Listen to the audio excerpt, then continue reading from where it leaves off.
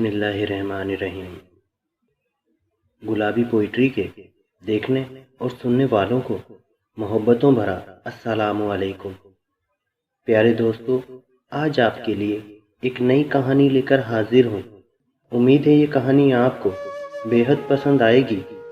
कहानी पर जाने से पहले आप तमाम हजरात से एक छोटी सी गुजारिश है कि अगर आप हमारे चैनल पर नए हैं तो हमारे चैनल को सब्सक्राइब करके साथ मौजूद बेल की अलामत को भी दबा दीजिए ताकि हमारी हर नई आने वाली वीडियो आपको सबसे पहले मिलती रहे। शादी की पहली रात। मैंने घूंघट उठाने से पहले अपनी पग उसके कदमों में रखते हुए साफ अल्फाज में बता दिया, मुझे माफ़ कर दो, मैं हक़ ज़ौजियत अदा करने से बिल्कुल कासिर हूँ। सिर्फ अपनी वालदा और बहनों की खुशी की खातिर खुदगर्ज बन गया हूँ। उसने वो पग मेरे सर पर रखते हुए कहा, आप जैसे भी हैं मेरा सुहाग हैं और मेरा नसीब हैं।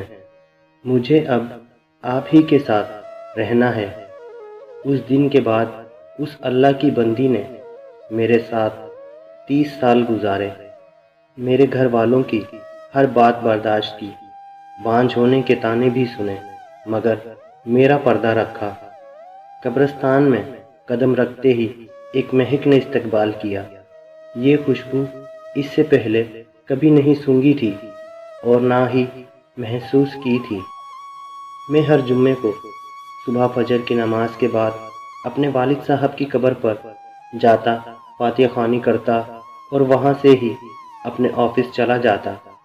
एक अरसा हो गया था, मगर आज मैंने कब्रिस्तान में एक नई खुशबू को महसूस किया जो मुझे बेचैन कर रही थी। ये खुशबू किसी तरह से भी दुनियावी खुशबू नहीं लग रही थी। बहरहाल मैं वालिद साहब की कब्र पर पहुंचा तो उनसे चंद फासले पर ही एक नई कब्र बनी थी। ताज़ा फूल और चादर से अंदाज़ा लगाना मुश्किल नहीं था कि 2 या 3 दिन पहले ही ये कब्र बनी है। वालिद साहब की कब्र से फारिग होकर जाते हुए इस कब्र पर फातिहा ख़वानी के लिए रुक गया। फातिहा ख़वानी के दौरान महसूस किया खुशबू इसी कब्र से आ रही है। कन्फर्म करने के लिए कब्र की मिट्टी मुट्ठी में भरी तो एकदम ठिठक गया।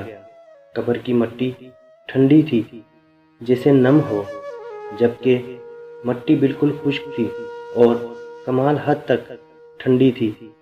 बहरहाल मिट्टी को वहीं कब्र पर फेंक दिया और हाथ झाड़ने के बाद चल पड़ा। भाई की दुकान खोली, पहला ग्राहक आया, उसको सामान दिया तो उसने कहा, ज़मान भाई आज खुशबू तो बहुत कमाल की लगाई है। खुशबू? कौन सी खुशबू? तो उसने कहा, ज़मान भाई खुशबू आप लगाते हो और पूछते हमसे हो कौन सी खुशबू। बहुत भले मानस आदमी हो आप भी ज़मान भाई। ये कहते हुए वो चल पड़ा। मैंने जब अपने हाथ को सूंघा तो वही खुशबू मेरे हाथ से आ रही थी। तमाम दिन मैं उस खुशबू को महसूस करता रहा। हाथ धोने के बावजूद भी मेरा हाथ मुअत्तर रहा। अगले दिन हफ्ते को भी मैं ना चाहते हुए कब्रिस्तान चला गया। वालिद साहब की कब्र पर फातिहा ख़वानी के बाद उस कब्र पर फातिहा ख़वानी की। किसकी कब्र है ये? कौन है जो इस कदर नेक है, जिसकी कब्र ठंडी और खुशबूदार है? ऐसा कौन सा अमल कर दिया कि इतना बड़ा इनाम पा लिया? इस बात ने मुझे बेचैन सा कर दिया। गौरकीन से इस कब्र के मुतालिक पूछा तो उसने बताया कि खातून की कब्र है। ये जानकर और भी हैरत हुई कि औरत को इस कदर शानदार मुकाम कैसे मिला। अगले दिन इतवार था। देर तक सोने की आदत होने के बावजूद सुबह फजर की नमाज के वक्त उठ खड़ा हुआ और कब्रिस्तान रवाना हो गया। कब्रिस्तान में दाखिल हुआ तो क्या देखता हूँ, उसी खातून की कब्र पर एक बारेश आदमी कुरान ख़वानी कर रहा है। मैं वालिद साहब की कब्र पर फातिहा ख़वानी करने लगा। فاتحہ خوانی کے بعد میں نے اس آدمی کی طرف دیکھا جو اب دعا مانگ رہا تھا۔ جیسے ہی وہ دعا سے فارغ ہوا تو باہر کی جانب چل پڑا۔ اس کو جاتے دیکھ کر میں بھی اس کے پیچھے ہو لیا۔ جیسے ہی وہ دروازے سے باہر نکلا میں نے آواز دے دی، سر بات سنیں، 1 منٹ پلیز۔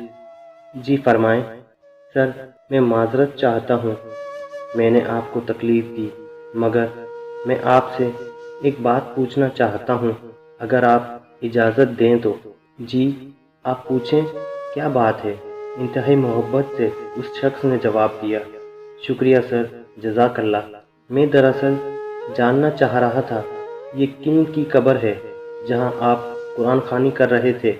اگر آپ مناسب سمجھے تو بتا دیجئے۔ یہ آپ کیوں پوچھ رہے ہیں؟ اس نے سوال کیا۔ دراصل اس قبر سے آنے والی خوشبو نے مجھے بے چین کر دیا ہے۔ ایسی خوشبو میں نے آج تک محسوس نہیں کی۔ مجھے یہ دنیاوی خوشبو نہیں لگتی۔ میں جاننا چاہ رہا تھا کہ صاحب قبر نے ایسا کون سا عمل کیا کہ یہ مقام ملا کہ قبر ٹھنڈی اور خوشبودار ہو گئی۔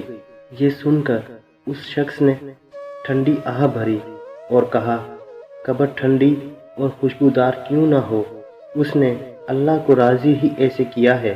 جی میں یہی جاننا چاہ رہا تھا کہ ایسا کون سا عمل ہے جس سے یہ سعادت نصیب ہوئی۔ تو اس نے بتایا کہ یہ میری زوجہ کی قبر ہے۔ 30 سال ہماری رفاقت رہی۔ میں 4 بہنوں کا اکلوتا بھائی ہوں۔ میری بہنوں اور ماں کو میرا چہرہ دیکھنے کا بے حد شوق تھا۔ سرکاری نوکری ملتے ہی چاند سی دلہن کی تلاش شروع کر دی گئی۔ یوں کچھ دنوں میں لڑکی کی تلاش کا کام مکمل ہوا، شادی ہوئی اور ماں بہنوں نے اپنے ارمان دل کھول کر پورے کیے۔ شادی کی پہلی رات میں نے گھونگھٹ اٹھانے سے پہلے اپنی پگ اس کے قدموں میں رکھتے ہوئے صاف الفاظ میں بتا دیا، مجھے معاف کر دو، میں حق زوجیت ادا کرنے سے بالکل قاصر ہوں۔ میڈیکلی طور پر مکمل ان فٹ ہوں، صرف اپنی والدہ اور بہنوں کی خوشی کی خاطر خود غرض بن گیا ہوں۔ اس نے وہ پگ میرے سر پر رکھتے ہوئے کہا، آپ جیسے بھی ہیں میرا سہاگ ہیں اور میرا نصیب ہیں، مجھے اب آپ کے ساتھ ہی رہنا ہے۔ اس دن کے بعد اس اللہ کی بندی نے میرے ساتھ 30 سال گزارے، میرے گھر والوں کی ہر بات برداشت کی، بانجھ ہونے کے طعنے بھی سنے، مگر میرا پردہ رکھا۔ اللہ تعالیٰ کیسے اس کی قبر کو ٹھنڈا اور خوشبودار نہ کرے جس نے اپنی پاک باز زندگی گزاری ہو۔ اس شخص کی تمام بات سن کر اس خاتون پر رشک آنے لگا جس نے دنیا میں صبر کیا اور اعلیٰ مقام حاصل کیا۔ آج کل کے دور میں کچھ بھی حاصل کرنا کیا مشکل ہے۔ عورت مرد ذرا سے بیمار ہوں، حلال حرام کی تمیز کیے بغیر اپنی خواہشات کی تکمیل کے لیے کچھ بھی کر گزرتے ہیں۔ تھوڑا سا فرق لگنے پر بیوی شوہر اور شوہر بیوی کو کھری کھری سنا دیتے ہیں۔ معاشرہ ایسی مثالوں سے بھرا پڑا ہے۔ صبر کا دامن ہم نے چھوڑ دیا ہے، سارا کچھ صرف دنیا میں ہی لینا چاہتے ہیں، آخرت کی کوئی امید نہیں رکھتے۔ پیارے دوستو، آج کی یہ کہانی آپ کو کیسی لگی؟ کمنٹس باکس میں اپنی رائے کا اظہار ضرور کیجیے گا، اور جو حضرات ہمارے چینل پر نئے ہیں اور اگر انہوں نے ابھی تک ہمارے چینل کو سبسکرائب نہیں کیا تو جانے سے پہلے ہمارے چینل کو سبسکرائب کر کے ساتھ موجود بیل کی علامت کو بھی دبا دیجیے تاکہ ہماری ہر نئی آنے والی ویڈیو آپ کو سب سے پہلے ملتی رہے۔ اسی کے ساتھ آپ کا دوست اجازت چاہتا ہے، پھر ملیں گے کسی نئی کہانی کے ساتھ۔ تب تک کے لیے اللہ ہم سب کا حامی و ناصر۔ اللہ حافظ۔ السلام علیکم۔